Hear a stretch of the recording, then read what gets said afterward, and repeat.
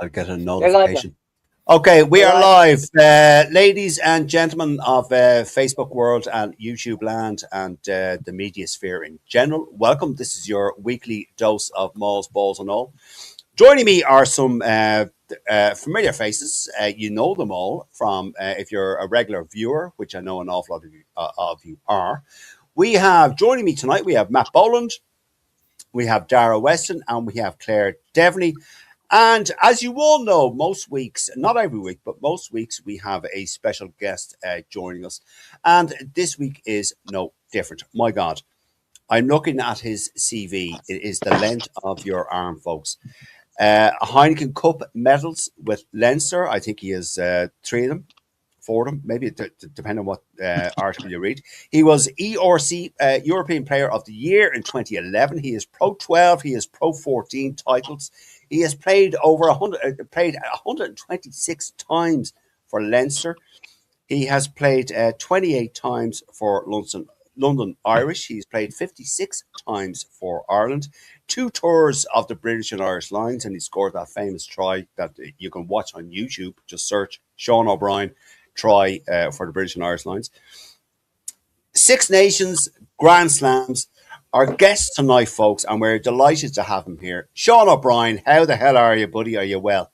I'm very good. Thank you very much. Thank you very much for having me tonight. Oh. Not at all. Did you drop your camera, Sean? What do you like? The ghost is doing those.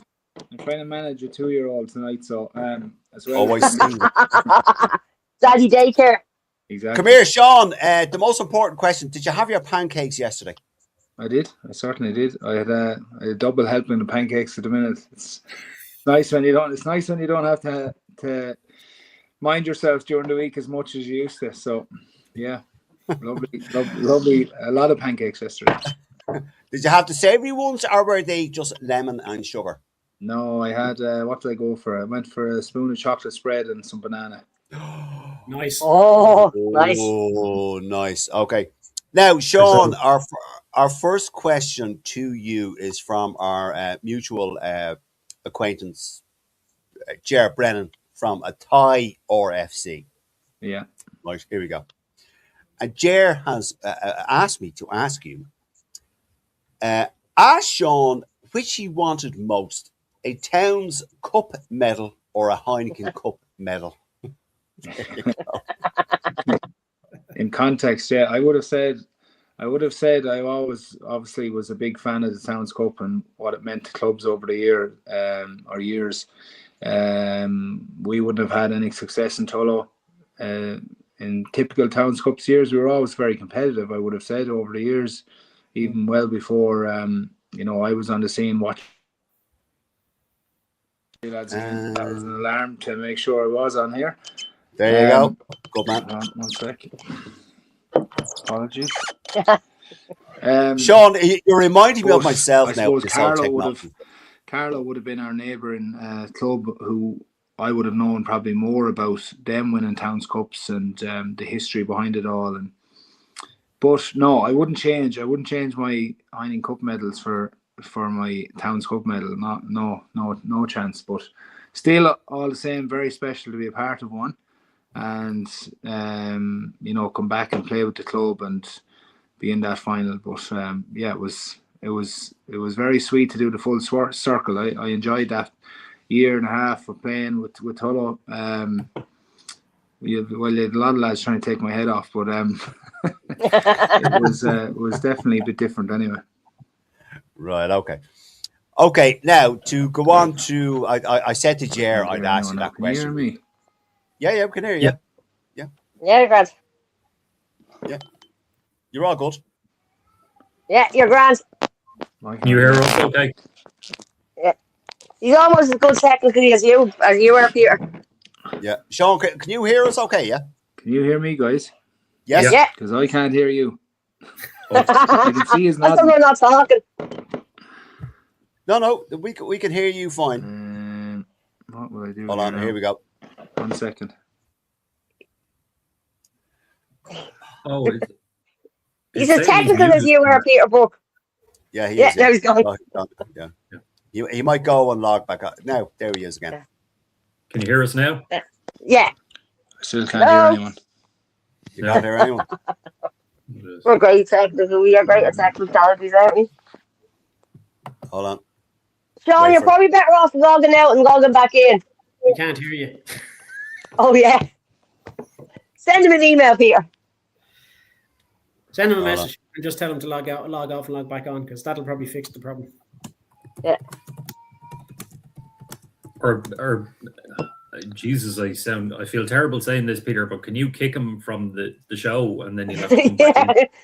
Oh, yeah, hold on. Sarah Weston wants to kick Sean O'Brien out of the I'm group just chat. saying, because if he can't hear us saying that he needs to go out and go back in, like Yeah. it's friggin' Yeah, all right. There you go. Sacrilege. Remove. You, Okay. Yeah, I'll send him a message. Peter, Off and Peter Brook has just booted Sean O'Brien out of the chat. That's going to go down great. I'm going to tell him where you no, live. but it's got him anyway. I'm There going to you give go. his phone Right. number. It's grand. We should Peter's wait. Ireland We should media wait. reminder. We should wait for Sean to log back in. Now, I think I see. Now, there's a thing there. Now, all right, this is a thing. Where is he gone? We're technical. We I are can see so him. good He's at trying to technical. log back in. He's trying to log back in. I can see him trying to log back in. Okay. Anyway, Yeah, we that's should good. go. Hold on. Is this him now? That is him. It is the one and only. Yeah, but his camera. I don't know what he's doing. Jesus, what is he doing? Would you relax? He's trying to wrestle a 2-year-old. Yeah, I did. I thought I did hear before you went off. I thought I did hear the screams of a child. We're back. Hold on. Oh, he's on twice now. No. Ah, there we are. Oh, well, yeah. Hold on, Claire. Hold on. Can you hear me now? Yeah, Yes, we can hear you we now. can. Yeah, we moved that. Yeah. I could see everyone, but I couldn't hear anyone. Can you hear us all now? You all right? Now- All good to now go? I have you. Yeah. All right. Great stuff. Brilliant. I don't think I've ever heard anyone say they can't hear me. Yeah. Would you look? Jeez, look. Hello. That's Jack. Who's that, Jack? Now, look at you. Hello. Sean, who is that now? Tell us the name. Oh, I love the dog in the background. Tell us the name, Sean. That's my son, Jack.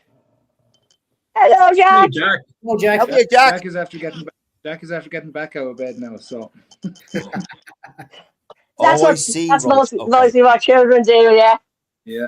Brilliant. Okay. Apologies.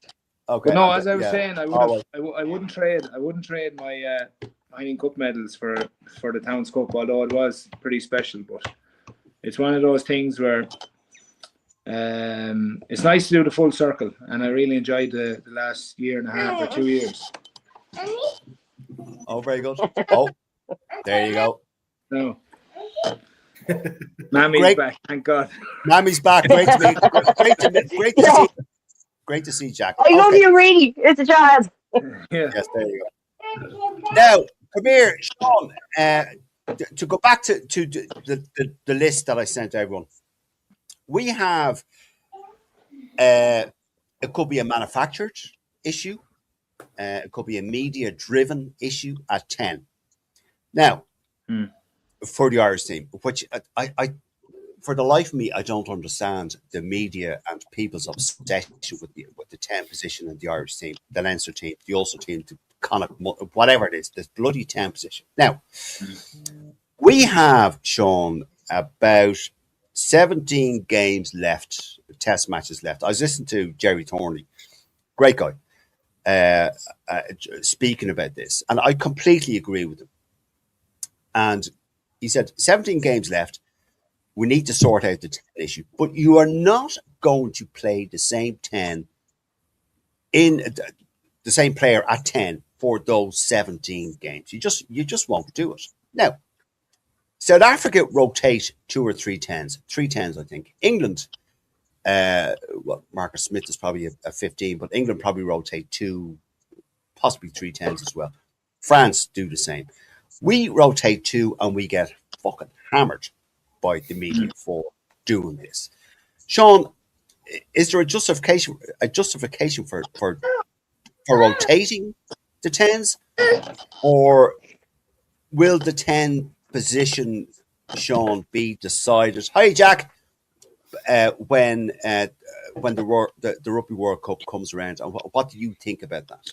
Well, I think that's the that's the nice thing that we have at the minute. We weren't talking about this 2 years ago. We No. weren't talking about the 10 situation, were we? So when you lose someone like Johnny, I suppose in the last few years, and before him you have Raj, obviously you've established tens. We don't have established tens. We have Jesus, Mary and Joseph, lads, give me patience. The joys of fatherhood. The joys I of love it. fatherhood. Between this now It's I and love dead. Mount Calvin and loads of stuff going on in the weather and everything. That's just one thing. It's But just like it just goes to show. it's that discussion that is going on at the minute. Obviously, like I feel bad for both of them because they're under so much scrutiny. Social media, the way it's gone, people sitting behind the screen commenting abuse at people constantly. It's a really bugbear of mine of how supposedly proper fans are doing that. We'll come Even on to that now, Sean. We'll come on to that now. yeah, but even forums and stuff. But for those two lads, they just need to put their best foot forward, and they're very young. Sam is 23. He's still learning his trade. He's still figuring lots of stuff out. He was probably put in the deep end last year with us a little bit. He's been playing pretty well for us. Harry's been going pretty well. So I wouldn't say it's just two. I think you'll see by the end of this Six Nations, they'll definitely have Harry in at some stage, I would say, if they want to actually properly have a look at him. And then you have Brawls, who obviously they want to see it in that position as well going forward, because that's probably a part of his move to Connacht. So like they're going to figure out who their best 10 is in the next year and a bit. So key part of it to make sure that we have two really competitive or three really competitive people in those positions. It's like the back row. You look at the back row heating up, and just for talk's sake, it's the same at the minute. You have two in each position that are actually, the gap is closing. There's no one safe there at the minute in my eyes anyway. And that's the way it should be all around the field. No, I agree with you. And if you're going to go for the 1-to-8 positions, The volume is gone again, lads. Jesus. 1 second. I'll reboot this again. Well, go ahead. Technology, Peter. I know, yeah, it's great, isn't it? Oh. Sure. That's what a live show is all for. Anyway, exactly. That's why we're live. This is live TV. Can I just make a comment on what Sean was saying? There's a rumor going around that Froggy is on the bench for. Froggy is is on the bench. It's Crowley starting and Froggy on the bench. Froggy on the bench for England. For England. No, for Ireland. I said. I heard the rumor but for the England game. For the England game. For the England game, yeah. That's the rumor I heard. I'm not sure how true it is. Oh, no, I suppose given his utility back label. Yeah. Yeah, I don't know. Sorry, Sean, will you finish your point there before technology wrecked your buzz? Yeah. I think that's what you need. You need obviously depth. I don't think when we went to previous World Cups in 2015, for talk's sake, we didn't have depth. We didn't have depth outside. And this is no disrespect to the squad players, but let's say our starting 15, it was a starting 15, and outside of that, that's the difference at the minute. I think with the squad, we're trying to build depth in every position. And you look at the loosehead situation at the minute, losing Paddy and Ports, like no one would have thought that, and then you lose Boiler as well. So you lose you lose your top three looseheads if you're going on what they've done the last year, and then you're figuring things out. Then Michael Milner's figuring things out still. Jeremy's figuring things out, and they're putting their best foot forward.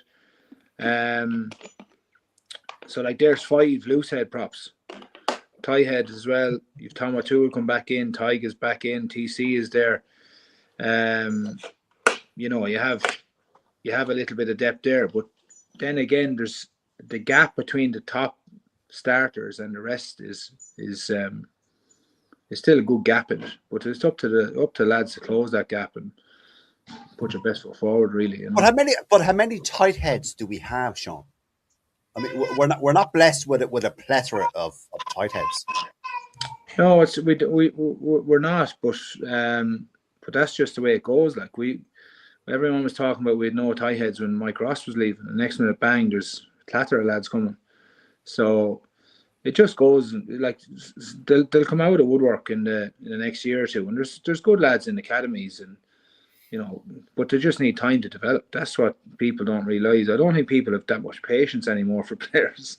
No, they don't. They don't. You're right. They don't. And because we've been successful over the past few years, it's like, oh, we need to be successful all the time. You know, everyone goes through these like transition phases, and I think, you know, when you've lost, I'm going to say 7 of your starting 15 in that Irish side at the minute from the start of the Six Nations, I would say there's 7 out of starting 15 missing. That's half your team. Yeah. I don't care whether you're England or South Africa. South Africa are in a bit of a different situation at the minute because they've probably built since the last World Cup that kind of squad depth. But again, they've let go of some of their older crew now, and they're trying to breed in a few new lads for the next cycle. So and France, Sean, France have done it as well. Well, France have done as well. You look at not picking Penot, for instance, and picking another young winger. You're bringing back in. You're probably dropping your natural second rows and playing 5 back rowers in your pack, which is incredible as well. So when you look at when I looked at their squad at Star Six Nations, you forget what quality they actually have until they're actually picked. But I mean, they have huge depth, though, Sean. If you think about it, I mean, France has probably they have 20 professional teams. We have 4. Yeah, exactly. But like, we know that, and some people think of that, but the Irish fans don't think of that at the minute, or World Rugby doesn't think of it, or you know, everyone outside that, because we've been successful. It needs to stay that way, and that's fine. That's a great challenge. It's a challenge for the coaches that are there at the minute. It's a challenge for the players to maintain the level they've been at. But like at the end of the day, we have who we have. We have a small pool of players compared to other nations, and we're still in the fight. But again, like, what happens if we beat England this week? Oh God, Jesus Christ! The fucking place will go bananas. There'll be a party. What does everyone say then? So, you know, that can happen. That can happen. Yeah. I know everyone thinks that can't happen this weekend, but it can happen with an Irish team. It doesn't matter who's there. Like England are going very well. No doubt about that. They've a plan now in place that they execute brilliantly with their kicking game and big pack of forwards. You know, set piece stuff as well. So, but like again, if we show up with the right intent and attitude, you know, we're always in the fight. So. Let's hope we see that. But you know, I agree. I agree with you, Sean. And we had on our show last week, we had the Ulster Worcester Warriors. I think he played for the Exeter Chiefs as well. John Andres. Yeah, John. And what we do at the end of every show, and we do tonight as well, is we ask win, lose, or draw for the upcoming games, and every one of us. When I asked about the Scotland-England game, win, lose, or draw, everyone said England. And as you rightly just said there, Sean, you just don't know. And I don't think Scotland expected to beat England. I said after the Italy game, and not just me, but I know some of the lads said as well, some of the ex-players, I knew well Scotland were going to beat England last weekend. But you could weigh out, like. Look at the trend of Scotland rugby over the last few years. They always do it, and it's at a certain stage in the Six Nations. And I knew after that Italy game, I was like, these lads will go to Murrayfield and they will beat England, and they'll throw the ball around and they'll just click. And the trick for them is this weekend. Because that's what they struggle with. They struggle with the backing up a big performance with another big performance. They've always done that because they talk themselves up. They talk they talk themselves into this. Oh, I heard last week, we're going to win the championship, type stuff. And it's the same as when they played Ireland last year. Some of the players come out and said, we have Ireland figured out, or the year before it was. And then they go and get hopped off. So that's the problem with Scotland. But I would have put my house on it last week. That they'd actually go and win that game. Did you put any money on it, Sean? Did you go down to Paddy Power and go, I'll have a fiver on? I'm not allowed back because I'm a rugby coach, so I'm not allowed to put bets on. Yeah, he's not allowed to put bets. Yeah. Well, you could have got your mate or your miss or whatever. Yeah, still not allowed. And I'm not chancing it for the sake of €20. Yeah. That's it. All right, Sean, we'll give you a break for the moment. Matt Boland, your thoughts on all what we just spoke about there. I think there's a lot to take in. But... Yeah, no, there's a lot, but there was one key point there I clinged on to there that Sean had mentioned, and he is right in every way he said it, because the new age fans, and I have been beating this drum for ages, and yes, how spoiled they have been with the performances of Ireland, that they weren't around when we were going to Lansdowne Road and we were hoping for a good performance, not even a win. We were hoping that we'd play well, at least on the pitch, and be proud of ourselves. They weren't around. They're a different era, and that's why I think you see a lot of this. And don't get me wrong, I hate all that online vitriol where fans are abusing players and they're attacking other fans, and I fucking hate it. It's horrible shite that goes on there, but it is. They're spoiled, but it's always the same. They attack these players behind fake profiles and all this sort of crack, and not one of them would have the balls to say anything as from their own profile, and that's what really fucking irritates me more than anything else. But look, I mean, as regards the 10, the 10 situation, I don't think we've ever been in a position where we have had 4 class fly halves.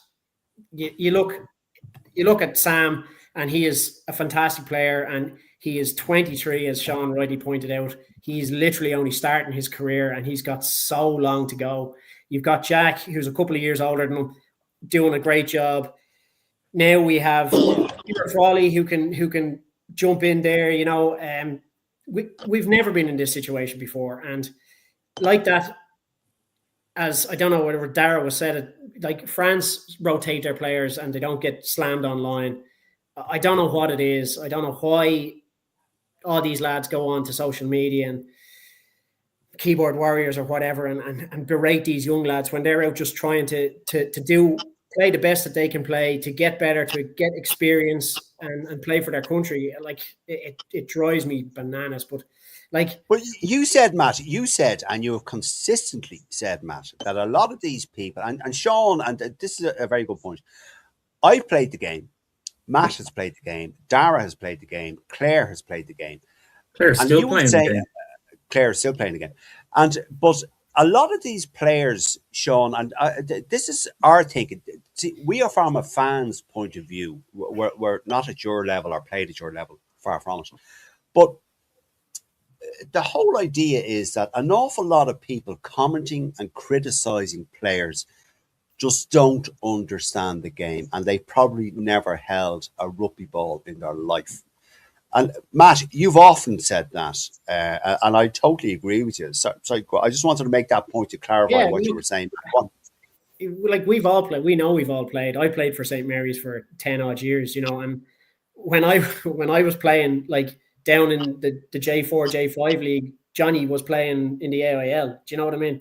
So that's the kind of where I was playing all the time. I'd be out in the cabbage patch and Johnny be burning up and out in the stands, But we've all played the game, so we understand. But I think, as you rightly pointed out, a lot of these people that come on and give their opinion may never have set foot on a rugby pitch, so don't understand.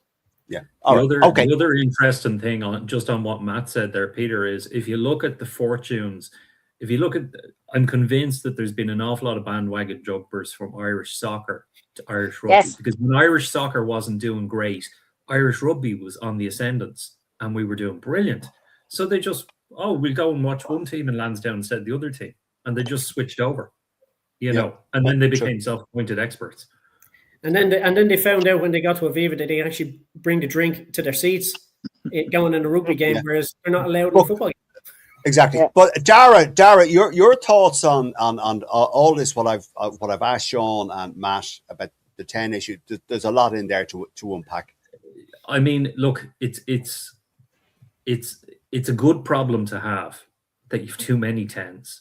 You know, as Sean said, like there was time when we were looking at, you know, basically, especially in Leinster when Johnny left, you had the two Byrne brothers looking at each other, kind of going, well, okay, I suppose it'd be you then me. I don't know. But look, the problem is, I think there's such big shoes to fill. You know that, you know, and it's always been the way that you've had a younger player following an older player. So Raj will have followed Humph, then Sexton would have followed Raj. So there's always been a kind of master and apprentice. But I think with Sexton, we were kind of spoiled. And, you know, I suppose Ross Byrne probably would have been the nearest, probably second after him, maybe. But he didn't get much of a run out. You know, he mainly got run outs, you know, replacement games and, you know, games when Johnny was away on international duties. So I think there's an awful lot of expectation on the players. And, you know, as Matt said, social media, this thing people hiding behind, you know, keyboard warriors, you know. But one of the points that you made there, Peter, about the clubs, I was just looking at World Rugby. So France have 390 professional clubs, or sorry, 390 rugby clubs. We have 104. France have registered adult males to play, players. They have 125,000. We have 25,000. Well, there you go. There you go. So it shows the massive difference, like in the playing pool they have in France. You know. So yeah. All right. Okay, thanks, Dara. Thanks, Matt. Claire Devaney, to you, your thoughts on all this. I know there's a lot, as I said, there's a lot to unpack, but your thoughts on the 10 and what? You're bullying a 22-year-old and a 25-year-old, or 23-year-old and a 25. And the funny thing is, I don't think if any of them stood in front of Sean or in front of Jack or in front of Sammy, I don't think any of them have the balls to say it to their face. Like it's all this like I know best and I do this, as they're probably sitting on the sofa with a big beer belly with their can, not being able to walk to get another can. It's disgraceful It's disgraceful carry on, and it's not only that. It seems to be coming into. I don't know if it's the mentality. I'm not blaming the soccer fans, but it's the mentality that's coming in. We have the bullying of Sam and Jack. Then you have Edwin Adogbu, who got in the fierce abuse when he came on last week. Like, that's terrible. No, he didn't get abused when he came on, Claire. He got abused. He got. Yeah, that's what I'm saying. That as again, it's the social media. Yes. Like I can say what I want because I'm sitting in my house in Dublin or I'm sitting in my house in Cork, and no one knows who I am. And social media have a lot to answer for, especially to young people growing up in today's society. Like, yes. I'm sure when we were all growing up, if you wanted to tell someone they were shy at rugby, you had to go to the rugby pitch to see them, to tell them they were shy. You weren't sitting 150 or 200 miles away giving them dogs abuse. Very true. Very true. Or even in a different country. Very true. Okay, before we move on, just a few comments coming in. Let me see. Gregor Galway, Joys of the Internet. Yes, that's the tech things. Our colleague James Grennan, there's only one Sean O'Brien. Great to see you on our show, Sean. Good man. Thank you, James. Mark Noonan, live TV, folks. Yes, indeed. Absolutely. It wouldn't be us if we didn't Mark have Noonan, a heap up. Hold on, Claire. Mark Noonan, massive fan, Sean. Loved your audio book biography. When is part 2? There you go, Sean. There's one for you to answer. Be a part 2. All right, okay. Joe Lyons, hi Joe. If it was 15 years ago, we'd be able to develop and build 2 world-class operations and they'd be able to concentrate on their game. Sadly, now we have social media and vitriol that goes with that from scumbag cowards. Genge was on the money when he called them out yesterday. Yes, I saw that, Joe. Yeah, Absolutely. I saw that. Our other well, and colleague, Mike Reedy, hold on, Claire. Mike Reedy, the reality with the prop situation is outside of South Africa, all other teams don't have an abundance of top level props. Sean, would you agree with that there from our colleague, Mike Reedy? What's the top level prop at the minute? I think someone like, because South Africa, if you look at South Africa's props around the field, they wouldn't be hectic in terms of playing rugby. But if you look at them and what they're meant to do in the scrum, they're incredible.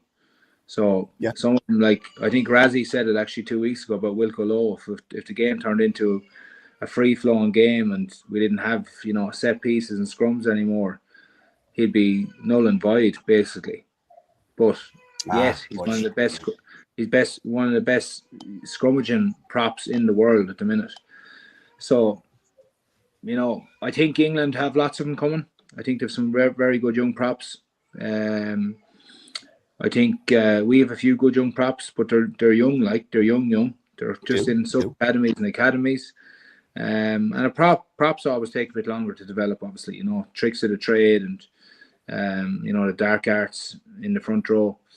But I don't know. I would say most international teams are pretty healthy with props coming through.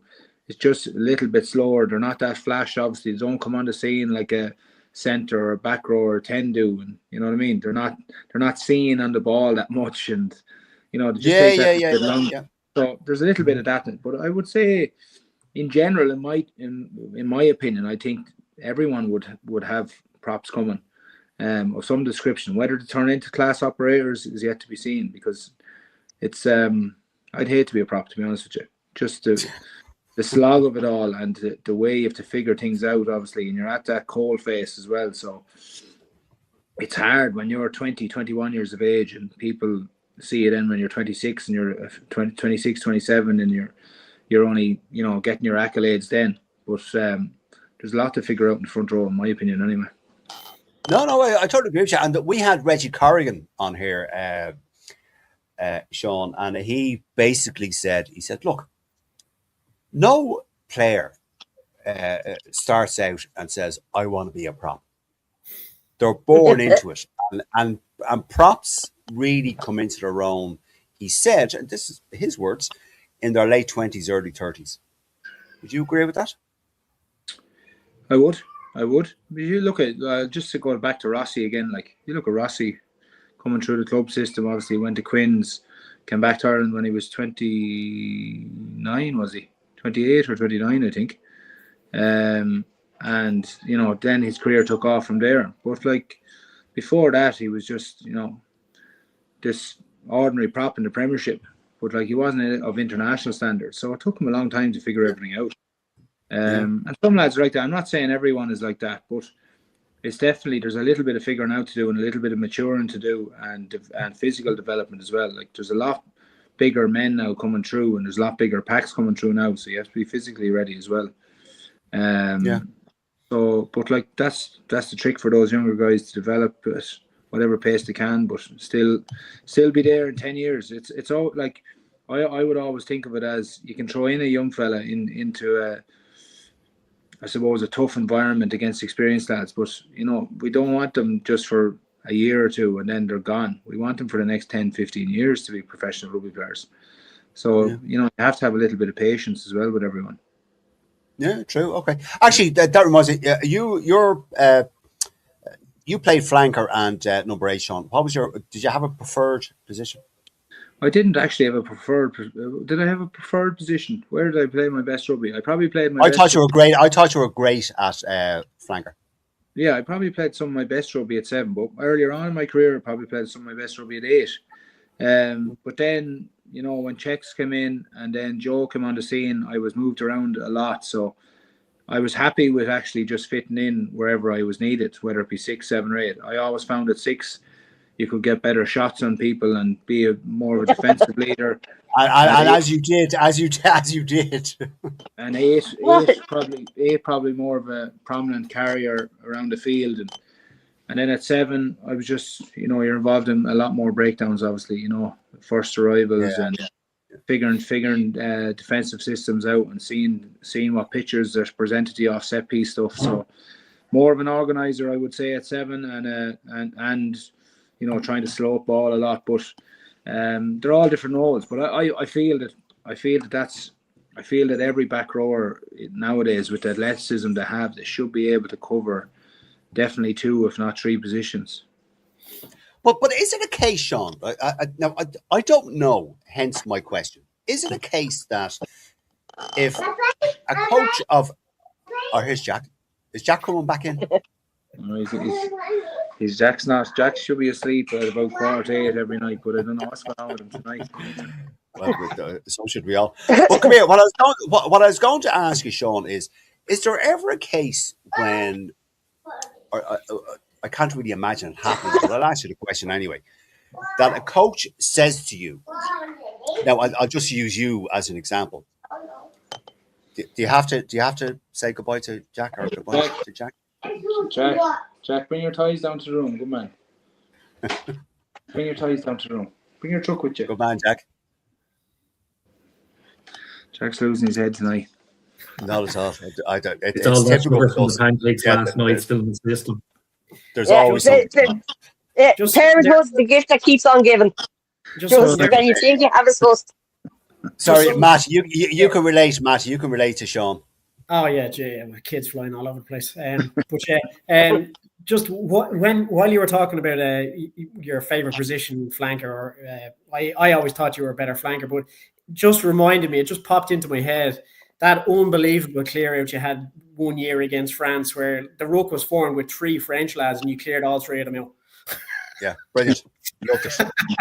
Loved it.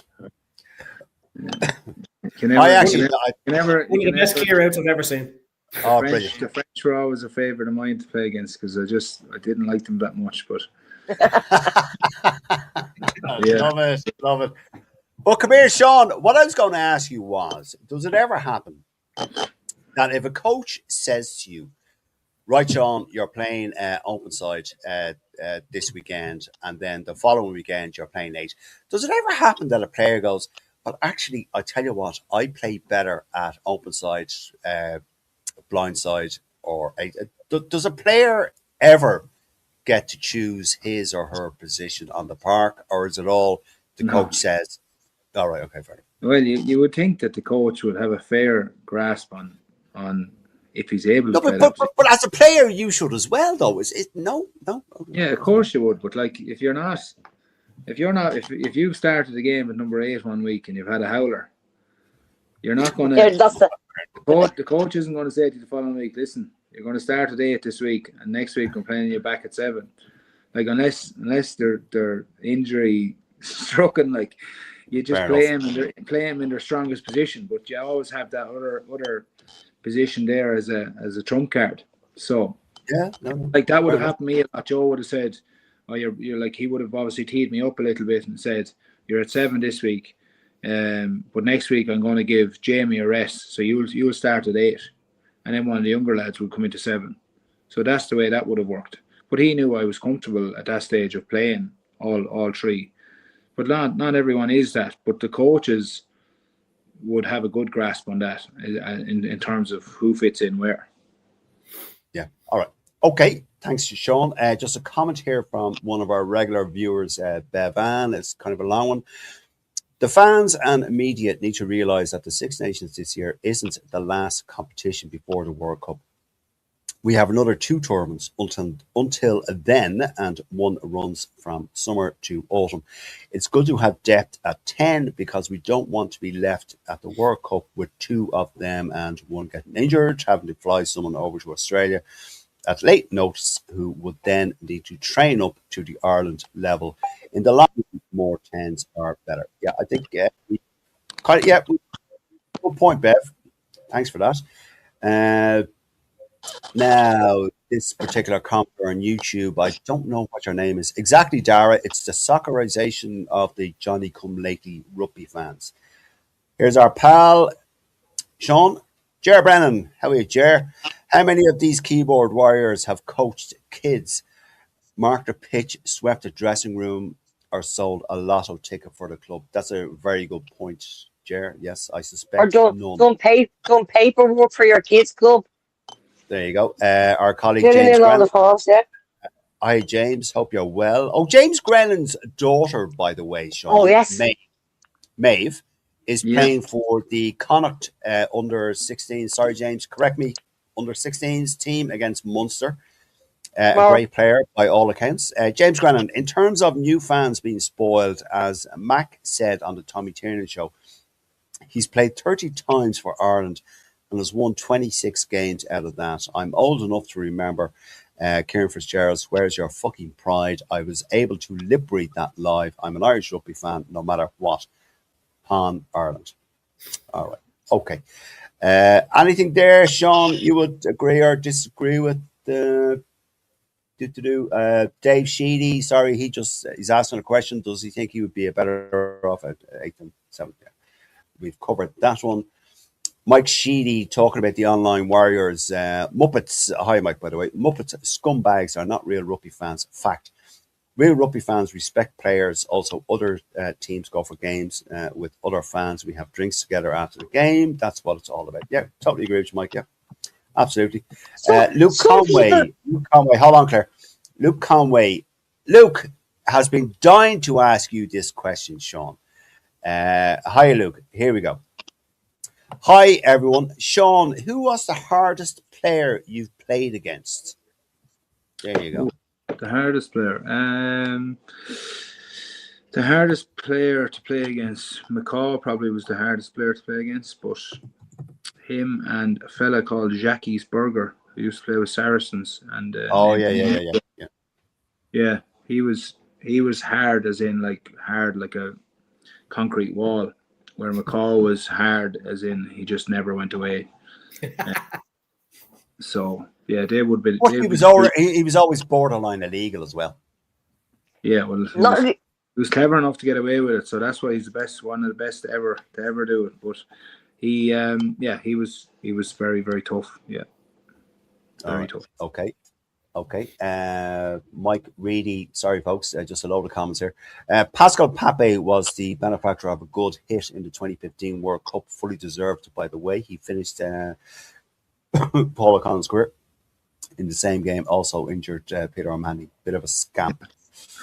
Yeah, don't. He's He actually, after that game, I was in a sighting. I was actually incited for that punch on him in the stomach, and we were on the next day, and or actually 2 days later, and live video like we are now, basically, and he told complete lies to the sighting commissioner in terms of, so he was after bin training that day, so he kind of contradicted himself. But anyway, they still banned me. But he said that he couldn't breathe properly that night after the game, and that he had pains in his stomach and ribs and all this kind of jargon the following day. Didn't eat properly, but then there was a picture. There was a picture of him training the following day, doing a recovery session. They were doing a light walkthrough or run through, so he must have been that bad. But he'd be one of the lads I don't respect at all in World Rugby because of just. Oh. He was honest. If he was honest, I'd be fine about it. But he wasn't, and just because of probably a little bit bitter over the whole thing, with him just telling lies, but completely my fault anyway. I was probably too fired up that day. Look, it happens all. My fault. But there's no call for exaggeration to try and get somebody a bigger ban or anything. You know, you just say what happened. My thing, obviously, hands off the pitch, and that's it. Like, you know. But that was always the way. He's one of those fellas now. He's one of those fellas that if I do come across him at some point, it won't be too nice. Jeez, I tell you now, with those guns, he'd be asleep for a while. Would he be barred from your pubs now, Sean? Would he be welcome in the Black Rock or the Bridge? He won't be going into them, let me tell you. If he does, he'd be going out a different way. Well, yeah, but there you go. Yeah, okay. Bev Anne-Marie has corrected me. Sorry, Joe Lyons. Important question: does Sean feel guilty eating Haskell's chocolate flake and blaming Faz Jr.?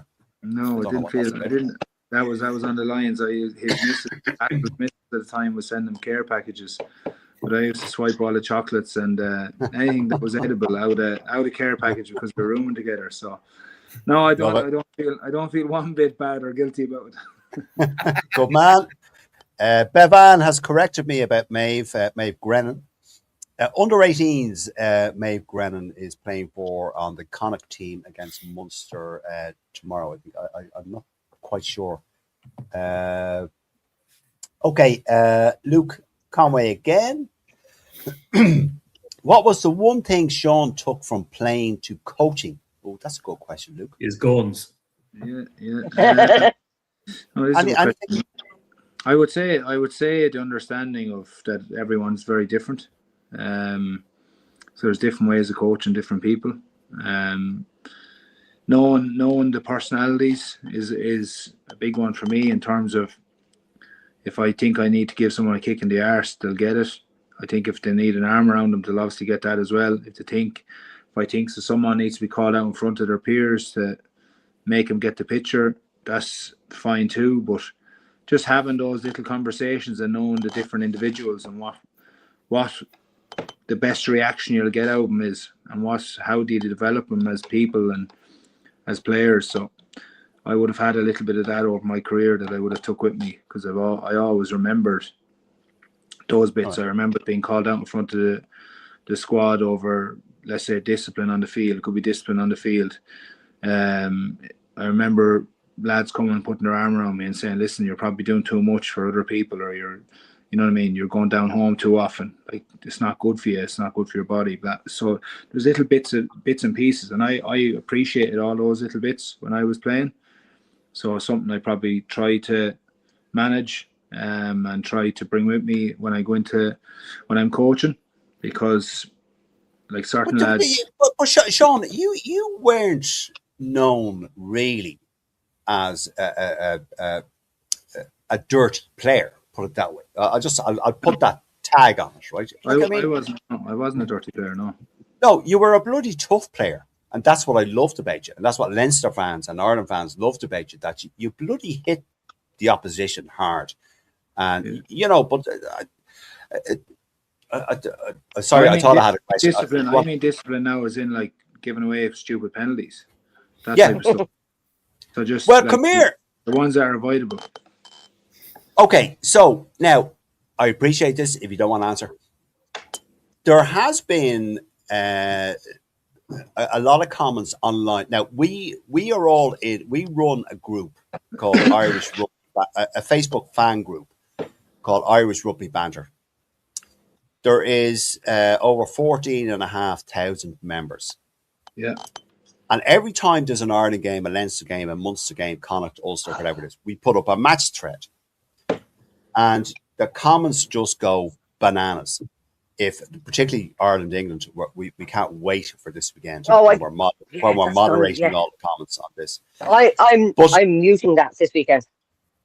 You're muting that. All right. Okay. Well, I'll be on the drink in Brighton, so it's okay.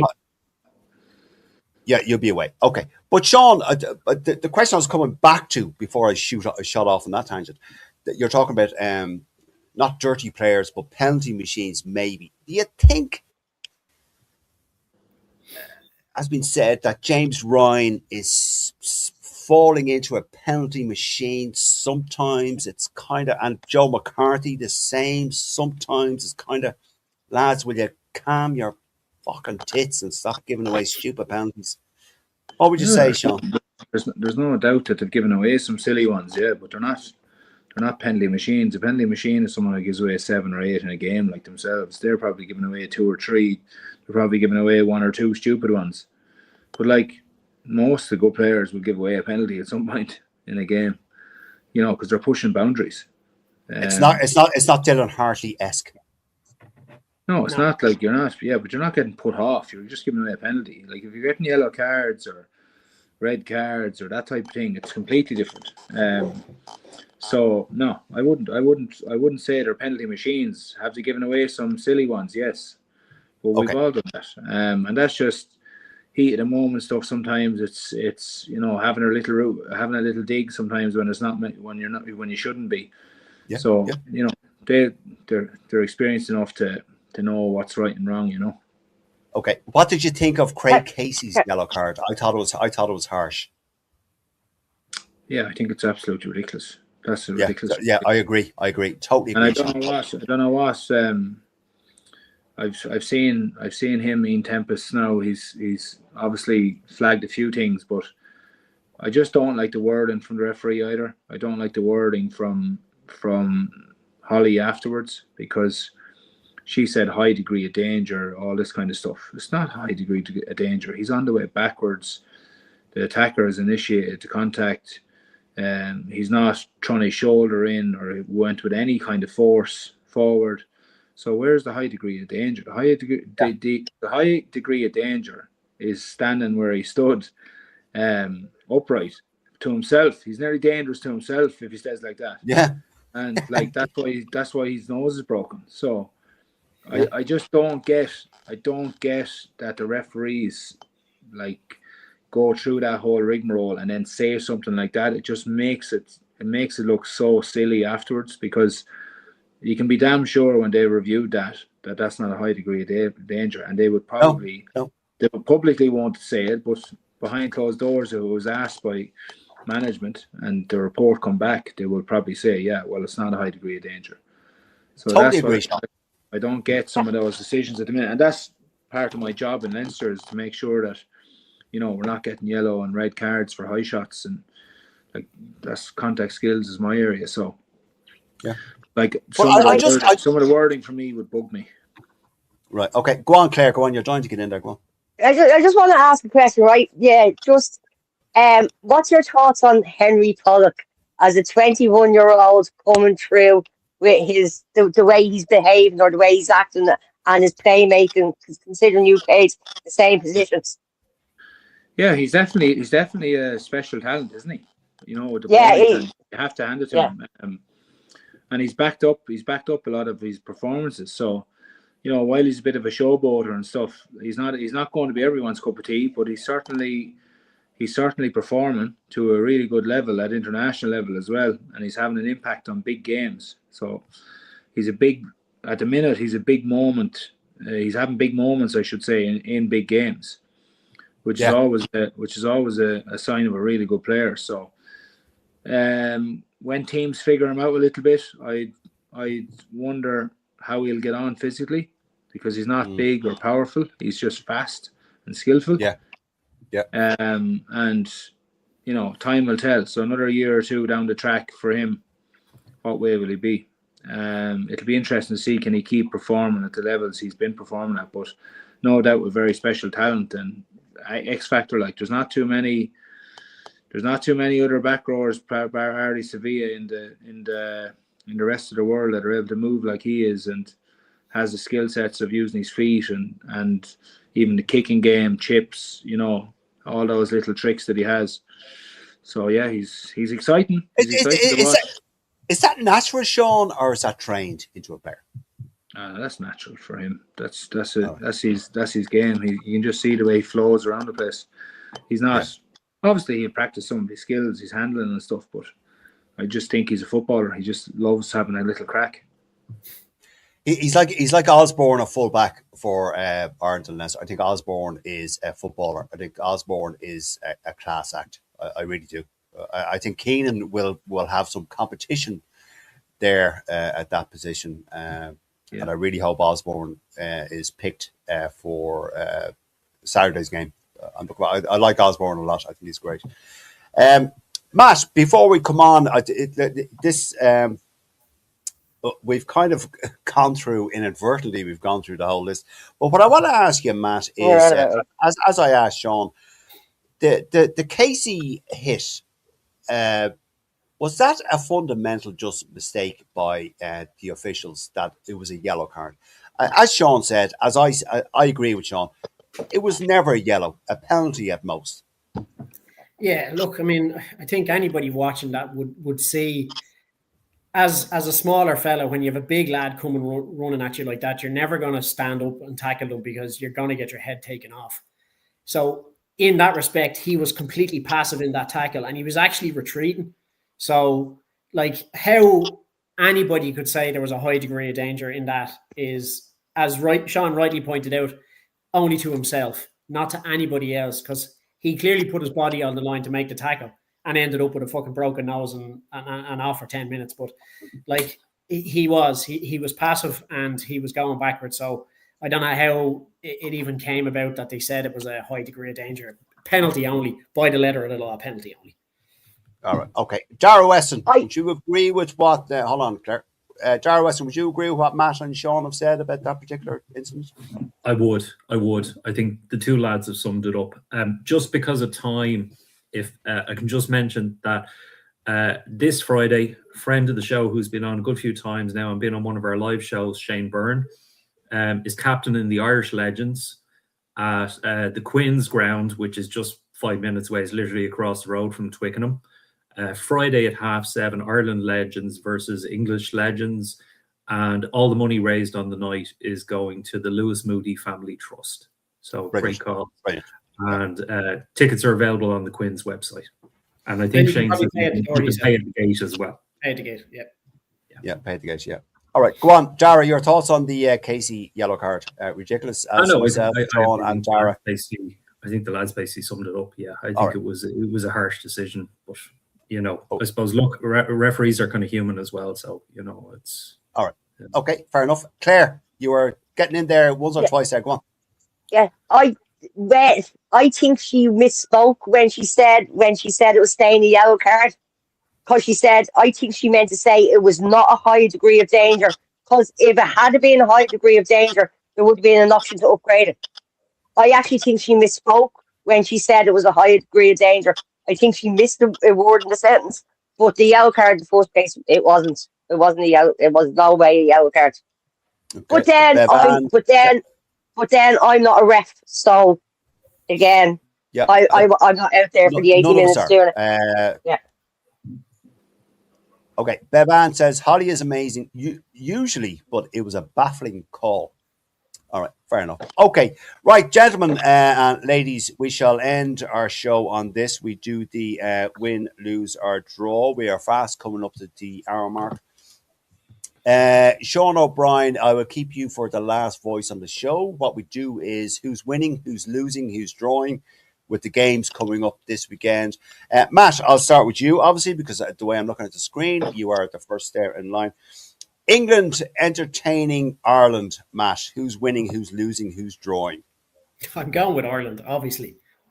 Okay, put it this way. I would have been fearful of this fixture because it's in Twickenham. If England had played the way they played in the prior games, they really messed it up against Scotland, and just shows you that they are fallible. And yeah, I think if we get things right, we can really cause them problems this weekend. And I'm going to go for a 3 or 4 point win. All right. Okay. Wales are entertaining Scotland, Matt. Scotland. All right. And I think this is going to be a great game. France taking on Italy, Matt. This will be a great game, but I would imagine France will win that comfortably. Oh, I don't think comfortably. But, well, I don't know. Anyway, we'll find out. They'll win by 45 points. You see, now, Sean, you see, you can't be jumping ahead now. Hold on a second. Hold on. No, I'm coming to you now in a minute. Hold on. Now, Dara Weston. Right. Hold on a second. I love that. Dara Weston. Okay, to you. England entertaining us in Twickenham. Dara. Us by a penalty now. So I think it'll be that tight. So +3, yeah? Yeah. All right. Okay. Wales entertaining Scotland in the Principality. Do you know, I think Wales might actually have a shot. Scotland could still be... Scotland could still be celebrating mentally after winning the Calcutta Cup. I mean, Gregor's probably got his contract extended for another 4 years just on winning that match alone. So Gregor probably still has a horn in his underpants after winning that game. For Christ's sake. Yeah, and your mate Finn, I mean, he's still going to be. No, he's not my mate. He's not my mate. So you never know. I mean, the one thing, Scotland are kind of like France. They're consistently inconsistent. It's the matches you think Scotland are going to go out and absolutely walk that they struggle with. So I honestly think Wales could have a shot at this. Okay. Okay. And France are entertaining Italy. Dara? Yeah, I think, look, Italy might do well for the first 20 minutes or so, but I think 60, France I'd say. Well, no, but I mean, they might actually get ahead of France in the first 20 minutes. I know what you mean. Sorry, yes. They get a chance, you know. But no, I think France will absolutely destroy them. All right. Thanks, Matt. Thanks, Dara. Claire Devney, to you. England taking on Ireland. Ireland. By how much, Claire? I'm going to go by 5. All right. Okay. Wales taking on Scotland, Claire. Obviously, I have to go for Wales. Obviously, since I got back them. All right. Okay, I actually did back them outright to win the Six Nations. It's a tribute to what odds? It's a tribute to a dead man. I got 60 to 1 on it. 60 to 1. They're now gone to 150 to 1. It's a long story short. It's to a friend of mine that was Welsh. That's that I used to go to rugby with. So I found the tenner in his wallet. So we took the tenner and we put it on them to win. It's obviously not going to work. So. Well, obviously, I could have told you that before you put the bet on. Anyway, just come here, get me given dream. I know. Claire, France versus Italy. I would say France. Right. France. Okay. I'd say Italy will try keep up with them, but I'd say then the French will just power away in the last 40 minutes of the game. They're a great team to watch at the moment, France. I must say they're a joy to watch. Okay, Sean, last voice on the show. To you, England entertaining us in Twickenham. How do you see that going? I would say Ireland not to win. I think England will win the game. I think Maro Toja is 100 cap. The hurt from last weekend, they're at home in Twickenham. It's a very, very difficult stadium to play in. So I see England winning the game. I don't see him. I think Ireland, you'll see an improved Irish performance again from last weekend. I think they will improve, but I don't think they're playing well enough to go and cause them a lot of problems. That's just my gut on it. Yeah, no, fair enough. That's all, Rosser. Actually, how many times did you play in Twickenham, Sean? Do you remember? 3 or 4. 3, I think. 3 times, okay. I lost 3. Okay, Sean. You lost, all right, okay. Wales entertaining Scotland, Sean. Scotland by 35 points. Jesus Christ. Are you serious? Really? Yeah? No? Yeah. Yeah. Scotland by 30. Okay. All right. And lastly, Sean, before we wrap up, France are entertaining Italy. Yeah, France by about France plus 25. Jesus Christ! Between the Wales, look, you're mad for the points, aren't you? Yeah. 25, 35. Yeah. All right. Okay. Listen, that's all we have time for. They won't be able to handle France because France had obviously an easy game last week. So physically, their bodies will be perfect. Yeah. They weren't beaten up badly. Italy had a tough game against Ireland, which would have been tough on their bodies because they put so much into the game. Like we were, I'm not saying lucky, but we had to battle the whole way, obviously, till the end. So it was a tough physical battle for both teams. And that's why I think as well it would have took some energy out of Ireland going to Twickenham this week. And then obviously England, Scotland, the way they played last week, Scotland's game plan was perfect because they didn't give England anything to hit in the midfield. So they went out the back, just the way they played that wide pattern. So England will actually be, I think England will be fresh enough this week. They'll have a short week. They'll be building themselves up for being back in their home ground at comfort. You know, his 100 cap, emotional energy. It'd be a tough venue to be at now this weekend. Are you going over to it, Sean? I'm not going over. I was meant to go over, and I'm not going now because there's a few bits going on here at home that I wanted to get sorted as well. And Jack actually was he was a bit under the weather last night when I was actually meant to be booking my flight. So I was like, I'm not leaving L here. with him for the weekend because it's hard enough. It's hard enough management.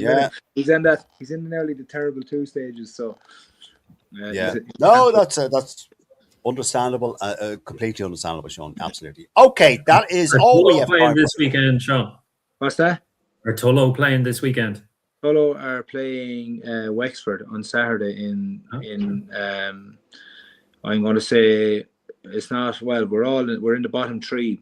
Us, Wicklow, and Wexford, and Athy are around there as well. So it's very tight in that league, in that 1A league of junior rugby. Very, very tight. Yeah. So, you think with all that Tullow oil money now that you lads that have all the top international players. Would you believe this? Tullow Oil never gave the rugby club €1. I don't believe you. No way. I don't believe that is the truth. See, Tullow Oil is actually. That was Sean Dunn.